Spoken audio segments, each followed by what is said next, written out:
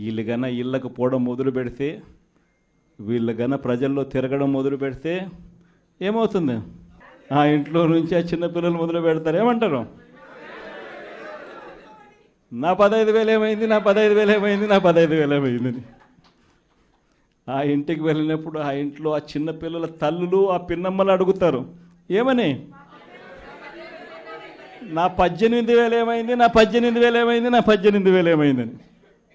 ఆ ఇళ్ళకు పోతే ఆ అమ్మలు, ఆ పిన్నమ్మల అత్తలు, వాళ్ళ అమ్మలు వాళ్ళేమడుగుతారు?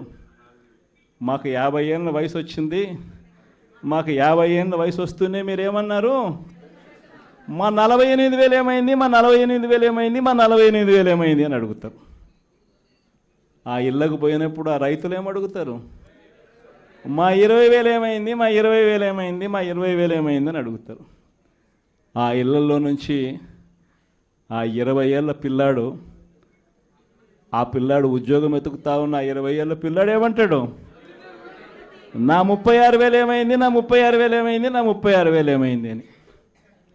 ఇలా చంద్రబాబు నాయుడు గారిని, ఆయన కూటమిని, ఆయన నాయకులను, ఆయన కార్యకర్తలను ఏ ఒక్కరూ కూడా ఇళ్ళకు వెళ్ళి, గ్రామాలకు వెళ్ళి, ఇళ్ళకు వెళ్ళి ఎవరిని కూడా వీళ్ళు కనీసం పలకరించే పరిస్థితి కూడా లేదు.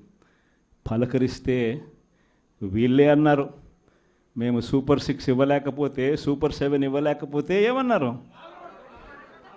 కాలర్ పట్టుకోమని మీరే అడిగారు కదయ్యా, మీరే చెప్పారు కదయ్యా. చెప్పడమే కాకుండా బాండ్లు కూడా ఇచ్చారు. ఇదిగో బాండు, రాసుకో బాండు, ఇదిగో మీ దగ్గర పెట్టుకోండి అని బాండ్లు కూడా ఇచ్చినారు. బాబు షూరిటీ, భవిష్యత్ గ్యారంటీ అని కూడా బాండ్ ఇచ్చినారు.